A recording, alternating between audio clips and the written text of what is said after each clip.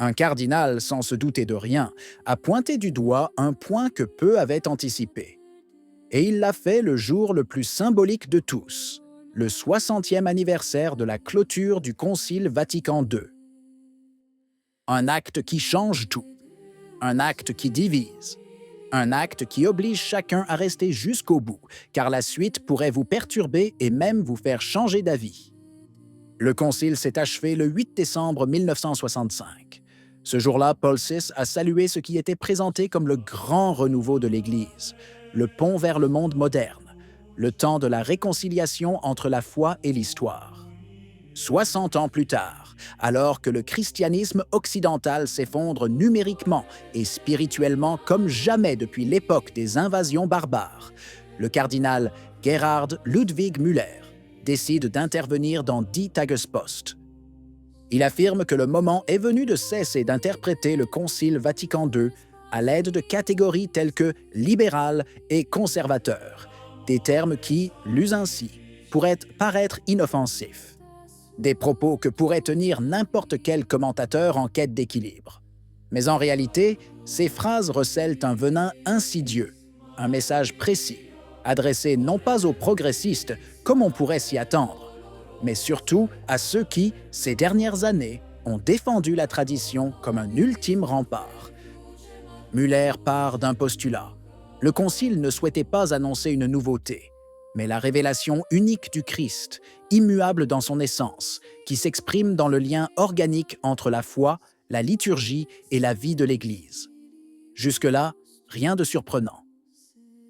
Mais c'est lorsqu'il aborde l'interprétation du Concile que le cardinal aiguise son argumentation. Il soutient que, ces dernières décennies, deux interprétations erronées du Concile ont émergé. Une interprétation progressiste, qui cherche à le transcender en transformant la foi en expérience subjective. Et un autre, traditionnaliste, qui souhaite un retour à un passé prétendument idéal, comme si le Concile Vatican II était étranger à la tradition.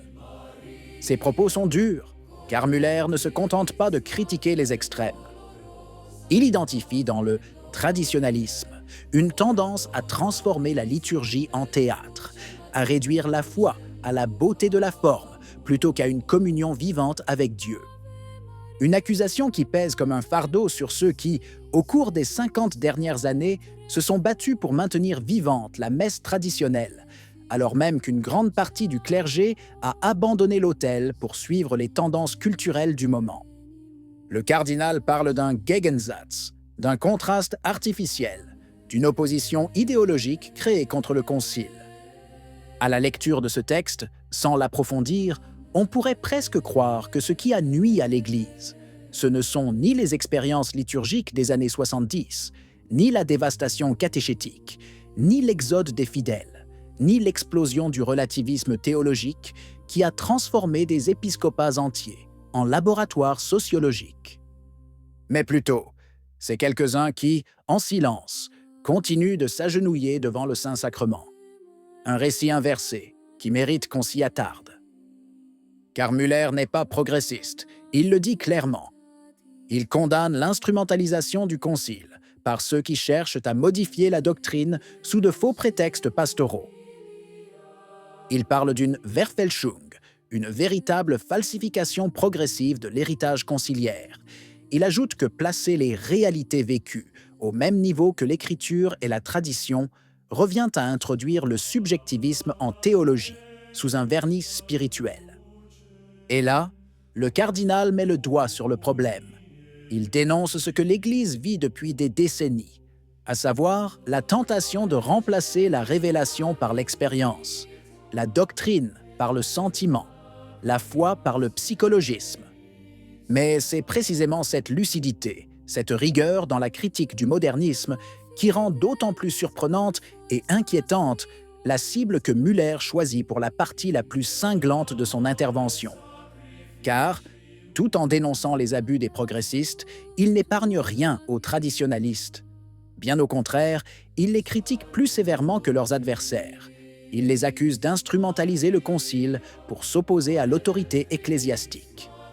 Il soutient que beaucoup d'entre eux confondent la tradition avec une simple forme rituelle. prenant l'amour de la liturgie pour une attraction esthétique qui risque de devenir théâtrale. C'est une accusation que les traditionalistes rejettent avec véhémence, car ils voient dans l'ancienne liturgie non pas un ornement, mais le cœur même de la foi catholique, façonné par des siècles de continuité organique. Ils n'y voient pas un théâtre, mais un sacrifice. Ils ne voient pas de nostalgie, mais de la loyauté. Et surtout, ils ne voient pas d'opposition au Conseil, mais la simple constatation que la manière dont il a été mis en œuvre a provoqué un séisme que Müller lui-même ne pouvait ignorer. Il est difficile d'ignorer que l'Église occidentale a perdu des fidèles, non pas par traditionnalisme, mais en raison de son assimilation aveugle à l'esprit du monde. Il y a 60 ans, les églises étaient pleines. Aujourd'hui, dans de nombreux diocèses, la pratique sacramentelle est devenue minoritaire. Les seuls lieux où les vocations se développent sont précisément ceux liés à la liturgie traditionnelle, non pas parce qu'ils sont théâtraux, mais parce qu'ils sont exigeants, enracinés, verticaux et fidèles au sacré. Pourquoi alors, en ces temps de crise si profonde, s'en prendre de la manière la plus brutale à une minorité qui croit encore, qui prie encore, qui jeûne encore, qui recherche encore la beauté comme chemin vers le mystère? Müller répond indirectement. Il affirme que la foi ne saurait se réduire à une idéologie, ni progressiste ni conservatrice. Et il a raison. Mais la question demeure, qui a réduit la foi à une idéologie? Qui a introduit le langage sociologique dans les homélies? Qui a parlé de l'Église comme d'une ONG humanitaire? Qui a transformé les liturgies en laboratoire d'expérimentation? Certainement pas les traditionalistes. Il est donc légitime de se demander pourquoi, dans une analyse qui reconnaît la gravité de la déviation progressive, le cardinal semble plus préoccupé par le danger esthétique traditionnaliste que par la dissolution doctrinale qui progresse dans de nombreuses parties de l'Église. Plus intéressant encore est le rejet par Müller de l'idée que le Concile ait été purement pastoral. Il affirme que pastoral et doctrinal sont indissociables. Un principe irréprochable, mais qui entraîne une conséquence inévitable.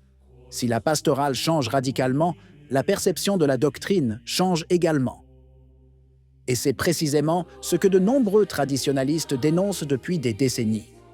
Non pas parce qu'ils rejettent le Concile, mais parce qu'ils constatent que la pratique post-conciliaire a transformé la théologie morale, la catéchèse, la compréhension du péché, la liturgie et l'identité sacerdotale.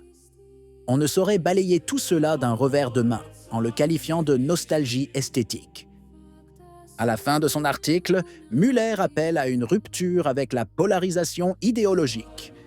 Il évoque la foi en la révélation du Christ et la nécessité de préserver ce qui est immuable. Et c'est ce que les traditionalistes ont toujours souhaité. Un retour à la clarté, au sacré, à la cohérence. Mais alors que le cardinal demande à s'éloigner des catégories politiques, il finit par utiliser ces mêmes catégories pour décrire ses interlocuteurs, attribuant au monde traditionnel une caricature qui ne correspond pas à la réalité. Si vous appréciez nos actions et pensez que ce travail mérite de se poursuivre, n'hésitez pas à nous laisser un petit message de remerciement. C'est un geste simple, mais essentiel, qui nous permet de créer chaque nouveau contenu. Votre soutien est indispensable à notre mission. Merci du fond du cœur. Qu'en pensez-vous? Si la vidéo vous a plu, laissez un commentaire. Amen. Que Dieu vous bénisse.